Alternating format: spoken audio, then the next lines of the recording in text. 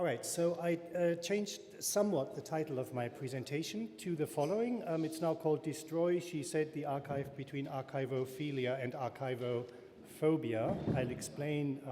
what I mean by that. I'm principally concerned with artists working with archives rather than with the institutional implications of archiving, although that will play into it to some degree. The quotation, Destroy, She Said, comes from a project by Monica Bonvicini that I actually won't be speaking about simply because there is no time, but I like the quote so much that I left it in.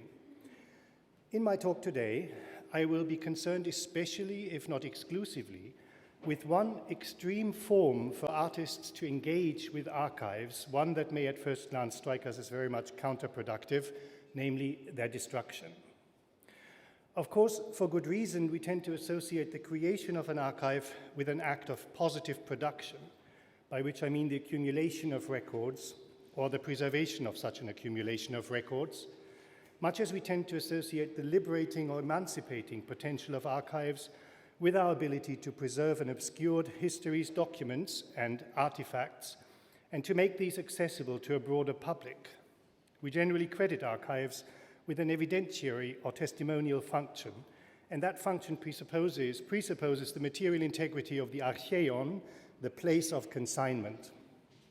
By contrast, we tend to associate the destruction of archives with vandalism, or what in German is called Geschichtsvergessenheit, the forgetting or the neglect of history and its memory, and the destruction of archives. In Eastern Europe, as much as in, say, Latin America, the archive has become the central trope around which the question of what has been called forgotten histories, i.e. histories that were repressed or expunged from the official record during the period, in the case of Eastern Europe, of communism, evolves.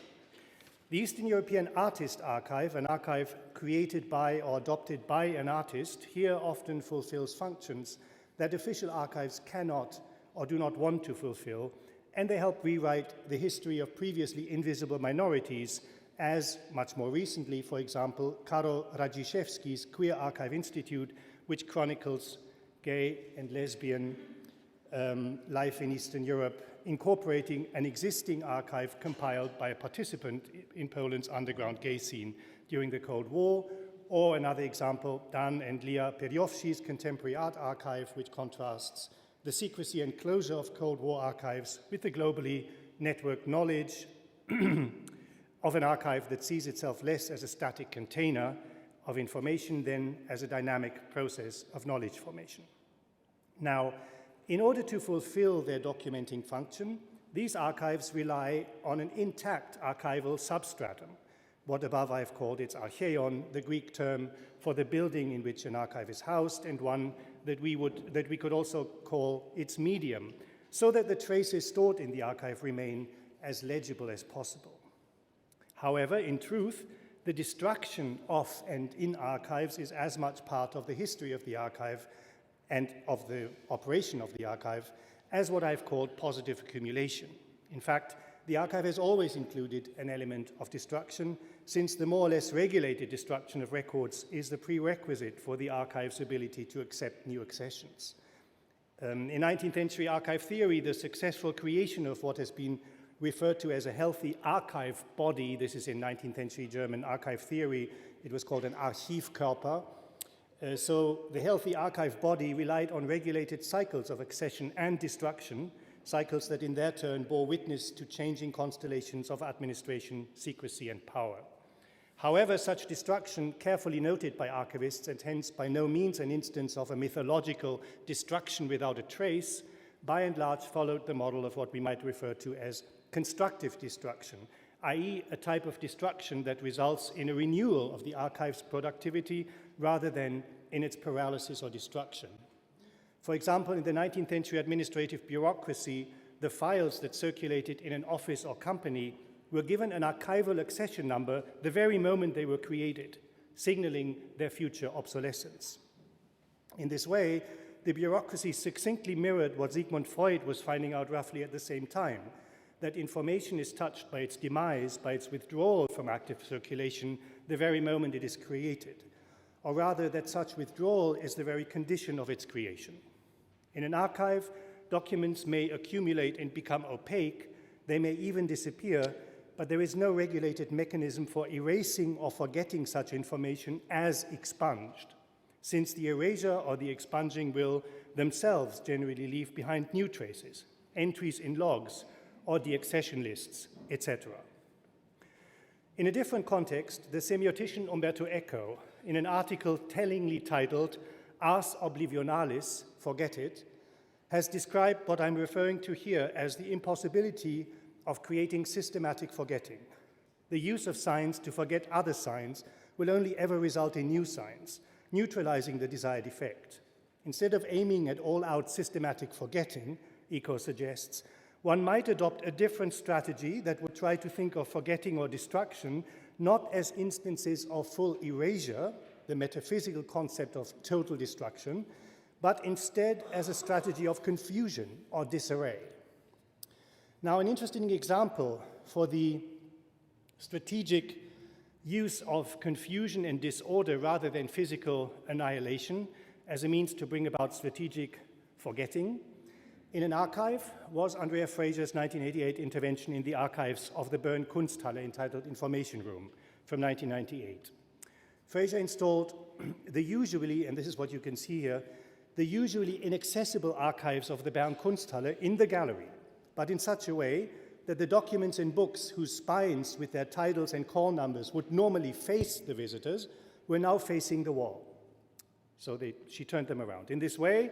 visitors were effectively blinded. They could not pre-select what they were pulling from the shelves, eliminating in this way the sway that an archive's meta-architecture, its organizational system of classification, has over its user. As Fraser writes, quote, "The program I developed for the information room included installing the entire archive and the entire library in the gallery. The trick was that all the books and archive boxes were to be installed with their spines to the wall so that while visitors would have access to the material, they would not be able to pre-select what they were pulling from the shelves," unquote. Fraser does not destroy the archive of the Bern Kunsthalle. She creates a state of entropy that relegates the task of ordering to each individual user. To make the archive accessible in its regular format, with the cell numbers facing forward, would have tied their disclosure to the format of the archive, its specific mode of presentation and sequencing. By concealing that order, Fraser allowed for random combinations of different records that would have been impossible had the original archival order been preserved. As a strategy that allows the archive to continue to exist, but that at the same time radically throws it into disarray, Fraser's project introduced destruction into the archive, but understood not as metaphysical annihilation, but as a strategic form of subversion of a seemingly neutral order and its channeling of information. One of the few theorists to have addressed the problem of destruction in relation to the archive was Jacques Derrida, who devoted his book Mal d'Archives to the possibility hinted at in Freud's speculations about a Todestrieb or death drive in his late text Beyond the Pleasure Principle, that while we generally assume that destruction affects an archive from without, there may actually be perhaps a destructive anarchival principle, a kind of death drive within the psychical apparatus itself, destroying in the process any ambition we may have to summon an archive to bear witness. While any notion that such an unarchival principle could become subject to representation in art is unthinkable, after all, the reason is that this unarchival principle would signify nothing if not the end, the death of all representation, I would venture to say that artists such as Jean Boltanski or Anselm Kiefer in their work appear to intend to create outlets for such a tendency. We could also perhaps cite the work of Ilya Kabakov, whose archival early installations, including the one you see here, the Big Archive, where the visitor is sent into a labyrinthine Soviet administrative archive, routinely end in a space where, and this is important, for no discernible external reason, the archive as a concrete, rationally organized space breaks down and disintegrates into random heaps of metaphysical rubbish. So you may know that in Kabakov's installation very often the last room is a heap of rubbish, and you really have no idea where that rubbish comes from or what it might represent. It's just there, and it seems to me possibly an indication of such a speculative, unarchival force of disorder at the very core of what is otherwise a very organized institution. What came to the fore in Fraser's approach to the Bern archive, which I showed you previously, however, was not such a Derridian archive, that is to say, an archive signaling total annihilation, but instead a more constructive approach to destruction, the use of disorder to shift the emphasis in our approach to archives from universal categories of ordering to a more affect-driven approach that integrates contingency and chance into our traffic with the archive without aiming at total destruction. Taking Fraser's approach, much more pragmatic, to institutional critique as my departure point, I want to locate an artist's attitude, and this is the kind of term that I would like to use going forward. I would like to use an artist's possible attitude towards the archive between two poles, and I'm calling these two poles Archivo-Philia versus Archivo-Phobia. With both of these attitudes, which do not, I hasten to add, mean that an artist either likes or doesn't like archives. Yeah, there are possible attitudes towards an archive that an artist can adopt. So with both of these attitudes connoting a spectrum for the possible effective responses to the archive that range from production and construction to destruction.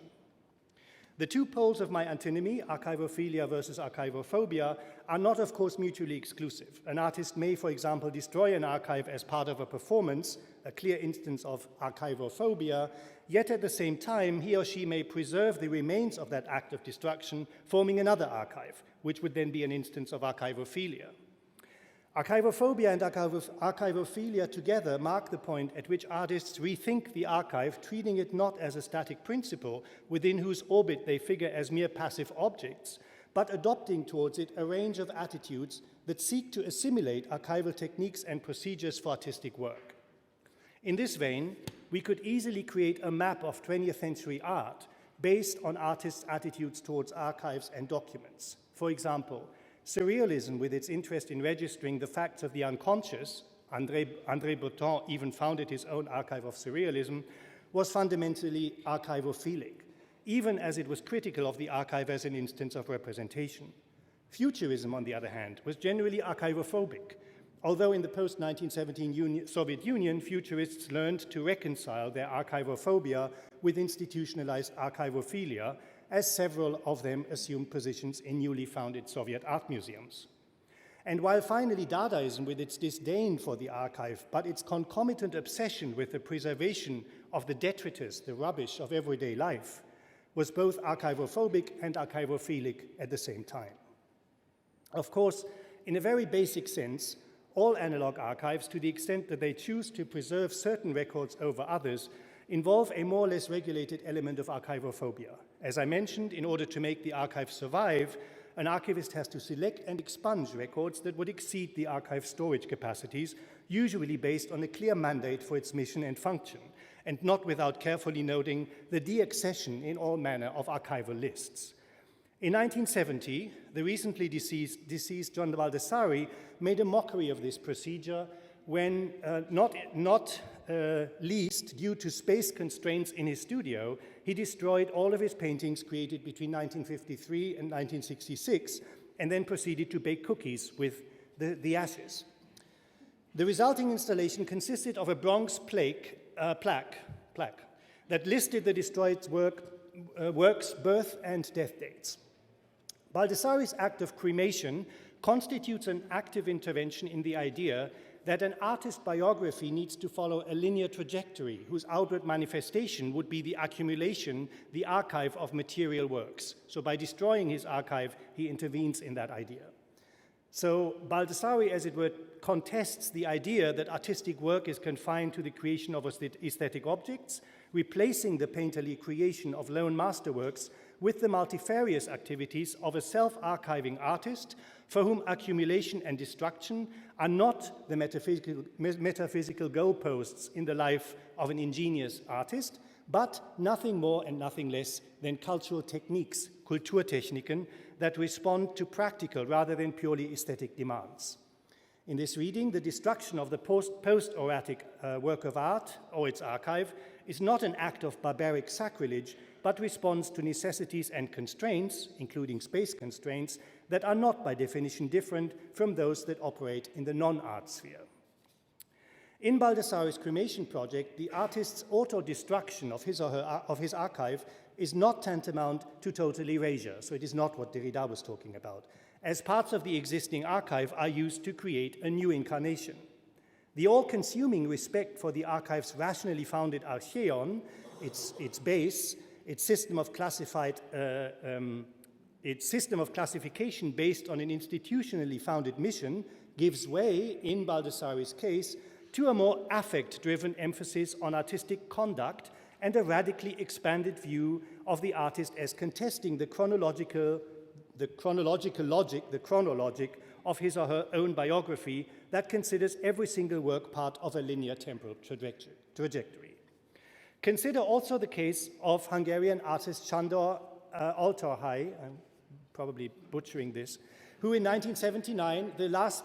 last year of his life, reassembled nearly all of his previously made works into new ones, mixing an archivo-clastic urge to destroy his own archive with a concomitant archivo-philic urge to create new works from the ones that were collected in that archive. Now, unlike John Baldassari, who made a new work out of the ashes of his archive, Altharhely folds his own archivoclasm into an act of archivo-philic construction that preserved some degree of recognizability for the existing artworks. He basically reassembled his existing works into new ones. A procedure that György Galantai has described very well when he wrote that, quote, the destruction of his Altharhely's own works through reuse and the integration of his old works into new ones are rooted in an approach which, looking at it from the perspective of the past, respects only intellectual values. Now, this is no doubt true. However, the destruction's success also depends on the adroitness with which Altharhely, much like Baldassari, uses a broad variety of quite practical manual techniques to change the aggregate state of his works. And now, since I'm being subjected to the same rigor with which I have treated other people in the past, I'm going to need to skip forward because I think Klara looks extremely stern. So I have lots of other examples for this, but I mean, I think I can just really summarize it by saying that I'm interested in essentially the interaction of archivo-philia, what I've called archivo-philia and archivo-phobia, and instances in which artists integrate both. Maybe I'll show you one last example, if I may, an example that some of you may be familiar with already. This is a work by GDR artist Cornelia Schleimer. And it is another instance where archivo-philia and archivo-phobia coexist. As you may know, Schleimer in 1989 participated in the occupation of the Stasi headquarters in Erfurt, and subsequently she worked with select copies of certain pages of her own Stasi file by inserting into it frivolous and provocative photographs of herself that covered up the original type pages that chronicled the surveillance of her private life. So on the one hand, Schleimer is engaged in an act of archival destruction as she interferes in the rigidly observed formal protocol that regulated the construction of these surveillance protocols of her own life. On the other hand, by effectively using the existing pages, yet by turning their absurd pronouncements, such as, for example, one such quote on one of these pages is, "Her apartment is sparsely furnished with furniture that is meant to look modern," by one of these agents. So by turning these into captions for her own photographs that she then inserts into these pages, Schleimer both acknowledges that the destruction or the expunging of the Stasi archive is imaginable only as a process of active assimilation and exploration, by turning the archive around, by making it her own, and not as a process that follows the metaphysical fantasy of a destruction without a trace. So again, Schleimer's collages are archivo-philic and archivo-phobic at the same time. If on the one hand they destroy the original Stasi record by obfuscating it at least partially, on the other hand they also create a new record or archive on its basis, a kind of counter-archive that opposes the dehumanizing effects of the official archive with a different kind of production, one that includes Schleimer's identity as a woman with her own dreams and fantasies, and one that uses archive technologies such as photography and the typewriter in ways that directly contradict their official dehumanizing function. Both the destructive and the constructive pole of Schleimer's work with her Stasi file amount to work, more precisely Schleimer's work, suggesting that it is no longer the archive, but the artist's process of working through the archive that assumes center stage. It is here, I think, that we need to locate the self-archiving activities of Eastern European artists during the Cold War, from Jiří Kovanda to Tomislav Gotovac, activities for which construction and production in and of the archive were only two, if fundamental, techniques for becoming archive workers rather than archive subjects, or objects rather. Thank you.